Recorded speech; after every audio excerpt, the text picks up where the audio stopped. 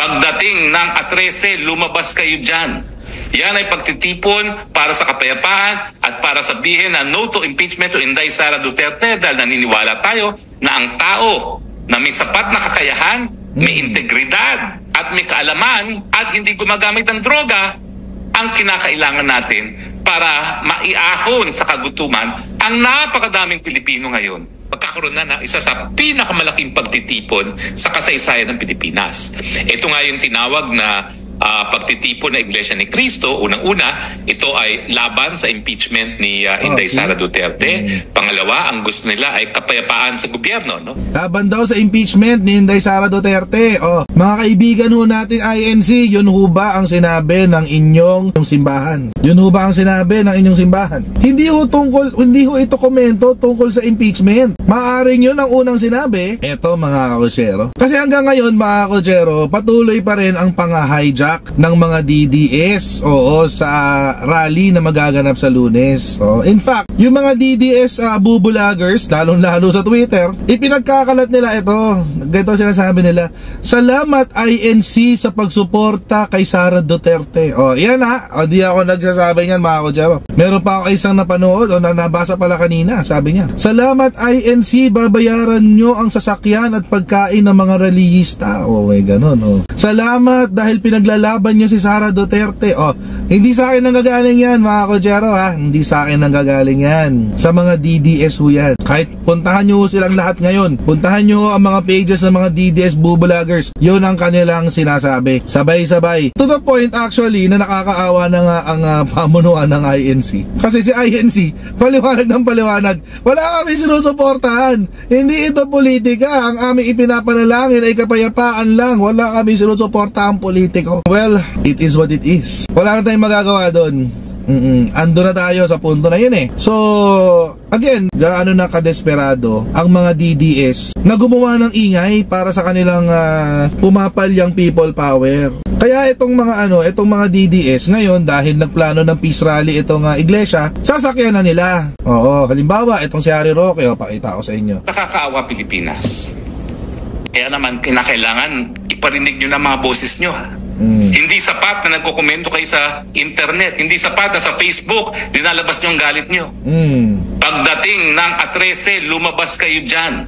Yan ay pagtitipon para sa kapayapaan at para sabihin na no to impeachment to Inday Sara Duterte dahil naniniwala tayo na ang tao na may sapat na kakayahan, may integridad at may kaalaman at hindi gumagamit ng droga ang kinakailangan natin para maiahon sa kagutuman ang napakadaming Pilipino ngayon na ang lumobo sa pinakamalaking numero ng nakalipas ng 21 taon. Kung ano naman pinagsasabi nitong si Harry Roque. Siya yung siya yung sa Facebook, paano yung invite niya sa 13? Para suportahan daw si Sara Duterte.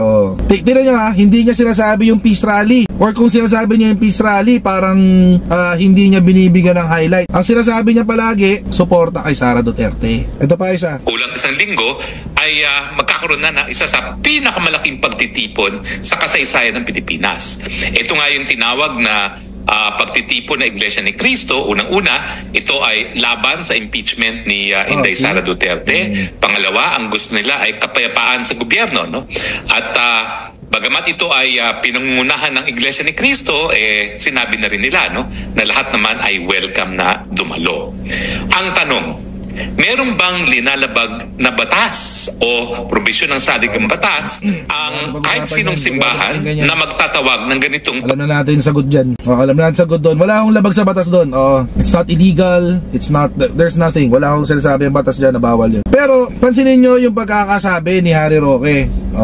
Babalikan ko yung video. Na dumalo. Ang tanong, meron na ito ay laban sa impeachment ni Inday Sara Duterte. See? Laban daw sa impeachment ni Inday Sara Duterte. Mga kaibigan ho natin INC, yun ho ba ang sinabi ng inyong simbahan? Yun ho ba ang sinabi ng inyong simbahan? Hindi ho ito komento tungkol sa impeachment. Maaring yun ang unang sinabi at pero feeling ko nagbago yung purpose nung in the middle. Parang feeling ko nagbago yung purpose in the middle. Siguro hindi ko alam kung ano nangyari, but noong una kasi sinabi, kinokontra, sumusuporta sila sa sinasabi ni PBBM na walang impeachment. Oo, na wag muna mag-impeachment. Yun ang sinabi eh, di ba? Harry Roque, bakit hindi nyo maitaga sa mga utak nyo yan? Matatalino naman kayo, Harry Roque. Sinabi ni Presidente yan eh, huwag i-impeach si Sara Duterte. Oo, sinabi ng INC, sinusuportahan namin ang sinabi ng Pangulo na huwag i-impeach si Sara Duterte. Hence, the peace rally. Oh, hindi nyo kayang suportahan yung sinabi ni Presidente Bongbong Marcos, Harry Roque? Oh, bakit? Kasi mga Ojero, sa utak nitong mga DDMs na to, sa utak ni Harry Roque, hindi, drama lang yan ni Bongbong Marcos. Yan yung sa utak ng mga DDMs. Drama lang yan ni Bongbong Marcos. O di ibig sabihin, sumunod lang ang INC sa drama ni Bongbong Marcos? Yan ba ibig sabihin nun? Sumuporta ang INC sa isang drama lamang ni Bongbong Marcos? Ganon sila kababaw? Ang baba naman tingin sa INC. Grabe naman yung pambabastos nyo na yan sa INC kung ganyan ang iniisip nyo. Ang bababoy nyo naman. Kasi malinaw yung sinabi ni Presidente, I do not support the impeachment of Sara Duterte. Malinaw yun eh. Malinaw ang sinabi ng INC. Sumusuporta kami sa sinabi ni President Bongbong Marcos na huwag magpa-impeach. Tapos ngayon sasabihin nitong mga DDMs, hindi, drama lang yan ni Bongbong Marcos. So ibig sabihin, ang INC sumunod sa drama ni Bongbong Marcos? O kayo lang talaga yung wala sa ayos? Ngayon mga Kojero, nagsalitaan na itong nakaraan itong INC, di ba? Pinakita ko sa inyo kahapon tsaka kanina.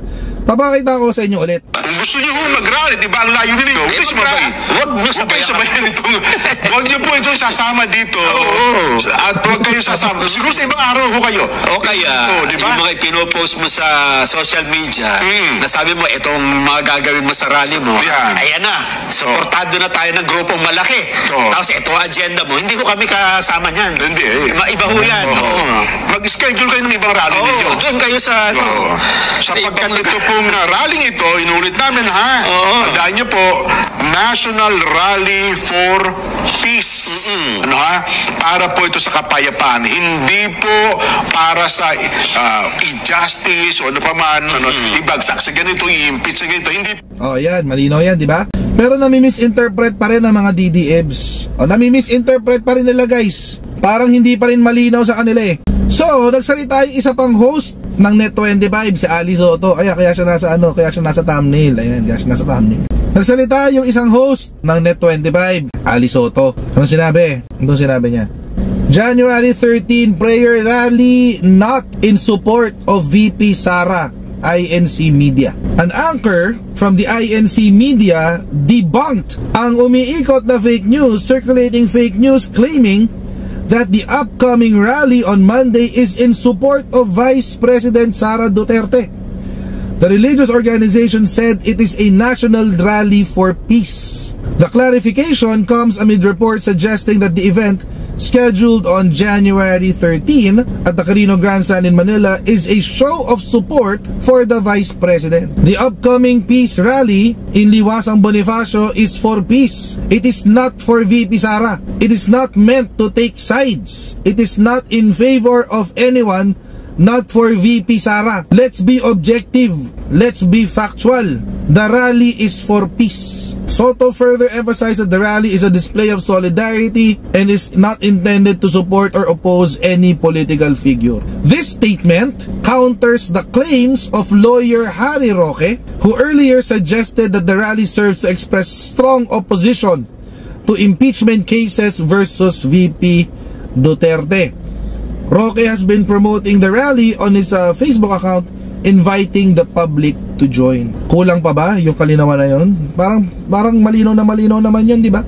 So ngayon, etong ano dyan ito yung unfortunate result nung announcement ng INC rally. Naalala ko before, nung unang in-announce to, nagkaroon tayo ng nung pinag-uusapan natin, nagkaroon tayo ng hypothetical situation. Isa po sa nabanggit natin kapag na isang hypothetical situation is kapag natuloy. And nabanggit ko ho ito last month pa, sinabi ko na ho ito last month, na kapag natuloy po ito, kahit hindi po intensyon ng rally na suportahan si Sara, palalabasin ng mga DDS na ito ay para kay Sara Duterte. Ayun na nga yung nangyari. It's happening. Nagkatotoo na yung hula natin. Kahapon, nagkaroon tayo ng mga pagkakataon, nakita natin sa social media na hina-hijack na nga ng mga DDS ang rally ng INC. Tapos, ngayon, eto, may bago na naman. And you know, wala, ito yung resulta ng ang pangit lang kasi dito mga kotsero. Kahit na ang intensyon at ang motibo ng INC ay mabuti, nagmumukhang masama dahil sa kalokohan itong mga DDS na to.